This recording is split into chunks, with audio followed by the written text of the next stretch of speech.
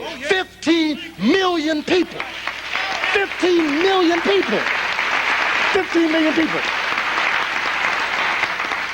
Listen, all over the world. That's right. An African American holiday, but they celebrated it in London. That's right. I got a letter from some friends in London saying we having Kwanzaa this year. That's right. Now I'm telling you, that was simple. Now you see what I mean?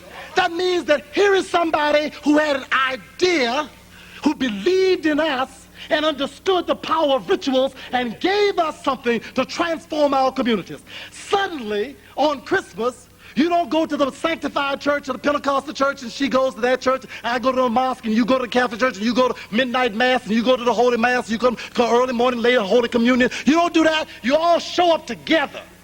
Protestant, Catholic, Muslim, nationalist, atheist, agnostic, whatever you are all black folks, and you show up under Ujama, Ujima, Kuji, Chagalia, Imani, Nia, and so forth and so on, and you come together within a ritual that brings us together. That's what rituals are about. Rituals are about reuniting the spirit with the body, bringing together the mind, body, spirit, trinitarian unity into the oneness of self. That's what rituals are about. It's the way that you transcend the visible to make it the invisible to make it visible. That's the way the word gets made flesh. We could talk about unity all day. Unity, you moja, right on, brother. You moja, right on. We're together. You ain't nothing till you come together, hand in hand, together, sitting down, working together, building together. That's what ritual does. And then ritual reaches beyond the rational mind, reaches beyond the emotional mind. Ritual begins to take us into the celestial sphere of those things that don't fit into the eye, but have to do with vision. Those things that come into the ear, but have to do with hearing. Those things that somehow are reasonable, but not of reason. Those things that are able to bring together principles that transcend time, place, and person. Those principles that are universal are reached through ritual. That's why I love to see church at Dr. Stallings' place. Bishop Stallings has some church. Liturgy that lives. That's right. I spoke to the National Black Catholic Congress last year, which imitated a lot of Dr. Stallings' stuff, by the way, Bishop Stallings' things. And they are busily trying to bring within the confines of the church what Bishop Stallings found out you had to establish outside the church.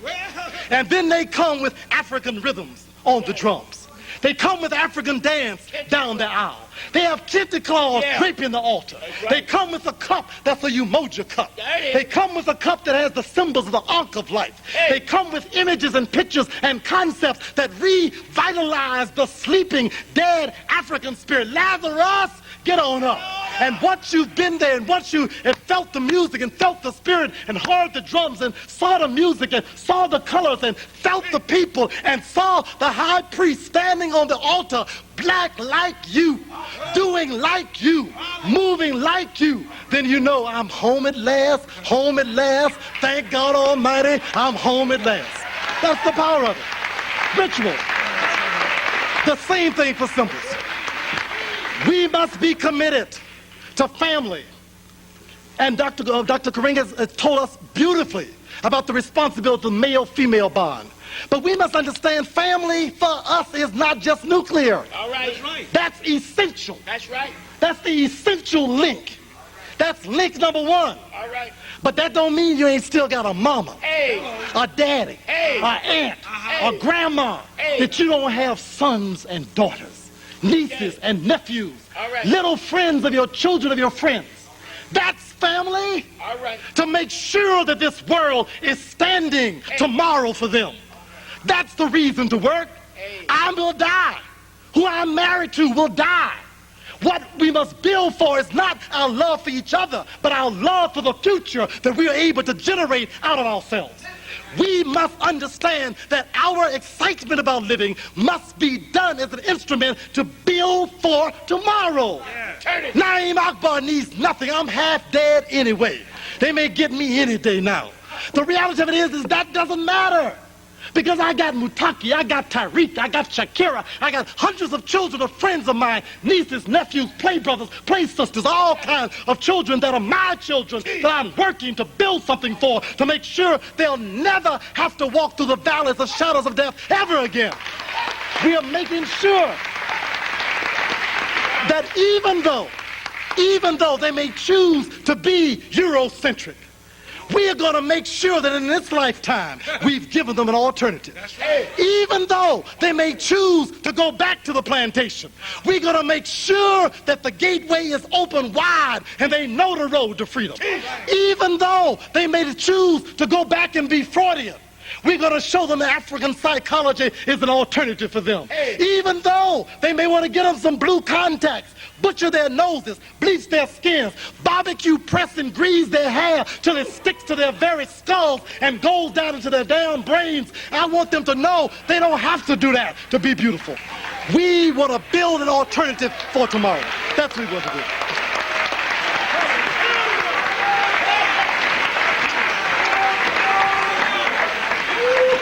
Finally, we must feel comfortable to teach and celebrate ourselves. We must. We've got to feel that it's all right to be us. Not just once a year, but all time, every year. We've got to know that it's all right to walk out being real black, real brown, but always African. We've got to know it's all right to stand up for the truth that represents our truth. We've got to know that it's all right to call the beast when he acts like a beast. We've got to know it is all right to claim the genius of our own people. We've got to know that we've got our geniuses. We've got to claim them for what they are. Someone wants to tell you about going to quote a scholar that they came up with. Say, I don't know him, but do you know Dr. Karenga? No, I don't know him. Do you know Dr. Asante? No, I don't know her. Have you heard of Francis Welsing? No, I don't know that theory. Have you heard the Noble's theory, the Hawk theory of adolescent development and transformation, and how to begin to take young youth through the periods of transformation so that they go from boyhood to manhood and become total people in the process of using African and Kemetic principles that are based upon the transformative spirit of the mind, body, and soul? Go read him. Don't read Erickson. Read us. Understand what it means to be yourself. That's the way we celebrate who we are.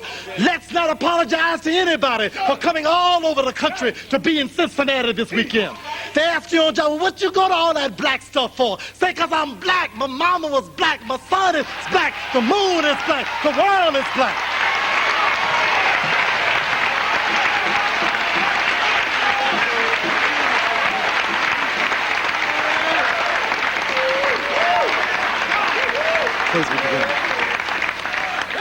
Why do you celebrate all that stuff? Why do you spend all your time in that black stuff? Why you wear all them bright colors all the time? Why you got them braids? Why every time on a lunch break you're around reading them funny books with them funny pictures? Why you doing that all the time? Say, I don't know if you heard it or not, but I was down in the grave with a napkin on my face, and I'd been in the grave so long, listen, that I stinketh. And then along came a group of angels who came down from the celestial spiritual sphere, who brought back the resurrective spirit of Osiris, who rolled the stone back from the grave and stood outside and yelled loud and clear, Lazarus, get up, and here I am. Peace be unto you.